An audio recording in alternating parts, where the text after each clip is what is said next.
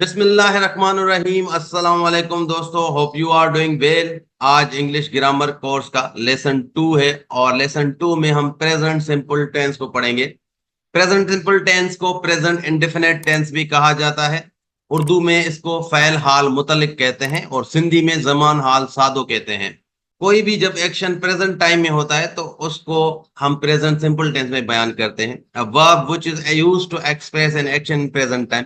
कोई भी काम प्रेजेंट टाइम में होता है उसको हम प्रेजेंट सिंपल टेंस में शो करते हैं। जैसे शी ईट्स मील, वो खाना खाती है।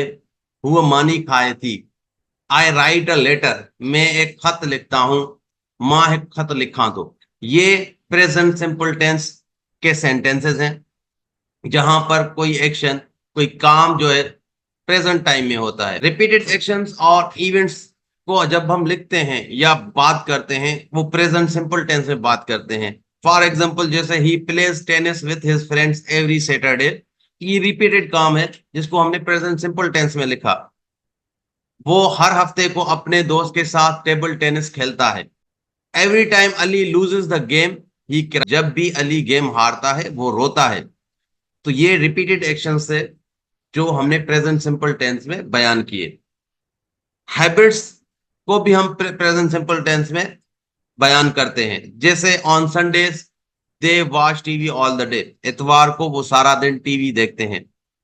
Nimra sometimes boys an ice cream in the park, Nimra कभी कभार पार्क में आइसक्रीम खरीदती है। ये हैबिट्स हैं और हैबिट्स को प्रेजेंट सिंपल टेंस में बयान किया जाता है। फैक्ट्स या ट्रुथ, जब कोई ट्रुथ या फैक्ट की बात होती है वो भी प्रेजेंट टेंस में लिखी जाती है या बयान की जाती है। The earth revolves around the sun, जमीन सूरज के गिर्द घूमती है। ये एक फैक्ट है। Water makes up most of the earth surface, पानी जमीन की सतह का ज्यादातर हिस्सा बनाता है। ये भी फैक्ट है, ट्रुथ है। तो इसको हमने प्रेजेंट सिंपल टेंस में लिखा है। फ्यूचर इवेंट्स या कोई फिक्स्ड अरेंजमेंट जब होती है उनको बयान करने के लिए भी हम प्रेजेंट सिंपल टेंस यूज करते हैं। जैसे the match begins at 7 PM this evening, match आज शाम 7 बजे शुरू होगा। ये फ्यूचर में आने वाला इवेंट है, प्लान है, उसको हमने बयान प्रेजेंट सिंपल टेंस में किया है। प्रेजेंट सिंपल टेंस की फॉर्मेशन में सबसे पहले सब्जेक्ट आता है। लास्ट लेक्चर में मैंने बताया था सब्जेक्ट या फाइल वो वर्ड होता है सेंटेंस में जो काम करने वाला होता है। सब्जेक्ट में मोस्टली नाउन या प्रोनाउन यूज होता है। सब्जेक्ट के बाद यूज होता है वर्ब। वर्ब का फर्स्ट फॉर्म हम यूज करते हैं प्रेजेंट सिंपल टेंस में। हर वर्ब के 3 फॉर्म होते हैं और इंक फॉर्म होता है फोर्थ। जैसे गो का सेकंड फॉर्म है वेंट, थर्ड फॉर्म है गॉन। वर्ब के बाद यूज होता है ऑब्जेक्ट। इस तरह ये फॉर्मेशन होती है। For example I appear in CSS exam, मैं सीएसएस का इम्तिहान देता हूं। माँ सीएसएस जो इम्तिहान यहाँ तो। तो यहां पे इस सेंटेंस में देखें जो आए है ये सब्जेक्ट है जो काम कर रहा है। अपीयर ये वर्ब है। अपीयर वर्ब, वर्ब का फर्स्ट फॉर्म हमने यूज किया है। And in the exam object है। तो पहले सब्जेक्ट आता है, फिर वर्ब का फर्स्ट फॉर्म आता है, देन ऑब्जेक्ट यूज करते हैं।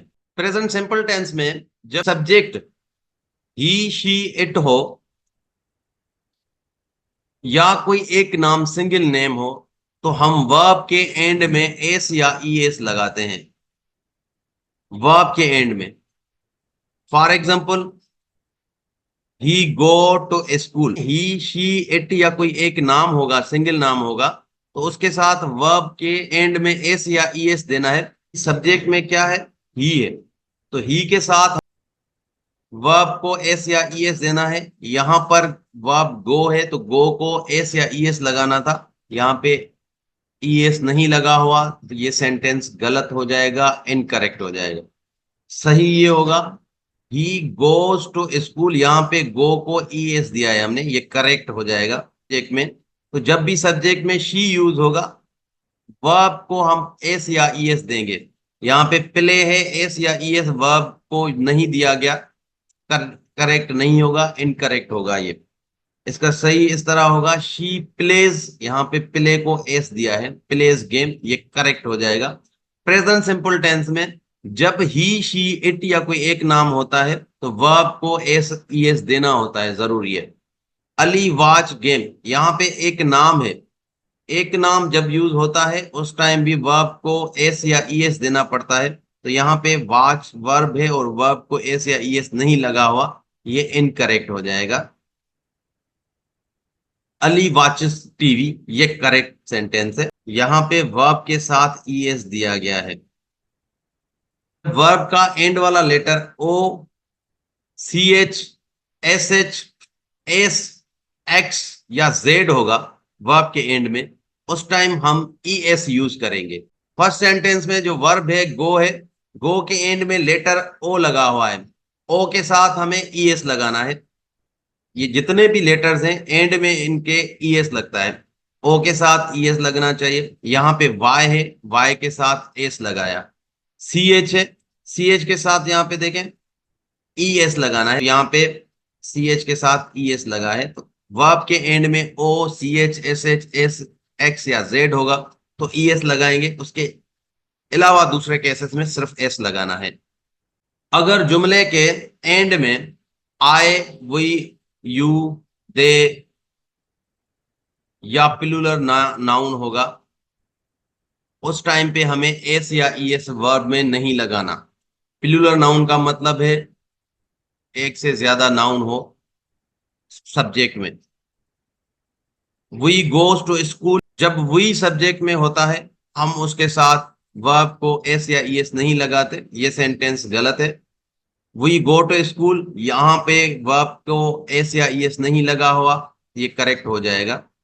आई प्लेस गेम, आई के साथ भी एस या ई एस नहीं लगाते, ये सेंटेंस गलत है।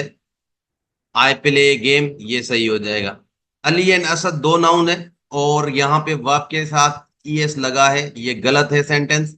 सही होगा Ali and Asad watch TV. They plays game, they के साथ भी वर्ब को एस या ई एस नहीं लगाते, यहाँ एस लगा हुआ है, ये गलत सेंटेंस है।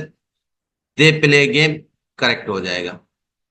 उर्दू में प्रेजेंट सिंपल टेंस के जुमलों के एंड में ता है, ती है, ता हूं, ते हैं, ये अल्फाज आते हैं। जैसे मैं स्कूल जाता हूं, प्रेजेंट सिंपल टेंस का जुमला है। वो एक खत लिखता है, प्रेजेंट सिंपल टेंस का जुमला है। हम अपने मुल्क से मोहब्बत करते हैं, ये भी प्रेजेंट सिंपल का सेंटेंस है। सिंधी में प्रेजेंट सिंपल टेंस के जुमलों में थो, था, थी ईंदो आहे। जी हाँ, हुआ मानी खाए थी, तू रांद खेनी थो, तवा मच्छी पकड़ियो था। प्रेजेंट सिंपल टेंस में उर्दू और सिंधी जुमलों की पहचान उनके आखिरी अल्फाज में होती है। नेगेटिव सेंटेंसेस, नाकारी जुमलों, इसकी फॉर्मेशन के लिए पहले सब्जेक्ट यूज करते हैं, उसके बाद हेल्पिंग वर्ब यूज करते हैं, हेल्पिंग वर्ब के बाद नॉट यूज किया जाता है, वर्ब का फर्स्ट फॉर्म यूज किया जाएगा और एंड में ऑब्जेक्ट यूज किया जाता है। ये फॉर्मेशन है, स्ट्रक्चर है नेगेटिव सेंटेंसेस का प्रेजेंट सिंपल टेंस में।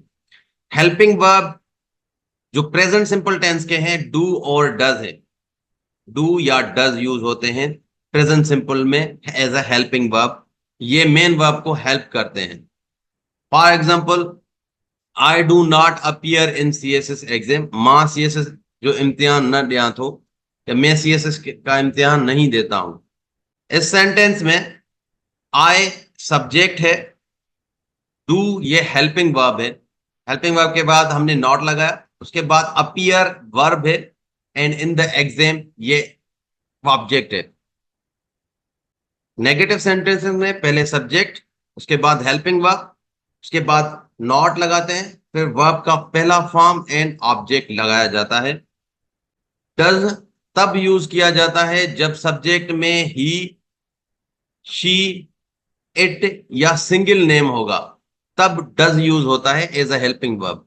अगर I, we, you, they, many names, ज्यादा नेम्स होंगे सब्जेक्ट में, तब हम as a helping verb do use करते हैं। यहाँ पे एक चीज याद रखना, प्रेजेंट सिंपल टेंस में जब हेल्पिंग वर्ब यूज होते हैं उस टाइम पे मेन वर्ब को एस या ई एस नहीं लगाया जाता, चाहे वो ही, शी, इट क्यों ना हो सब्जेक्ट में।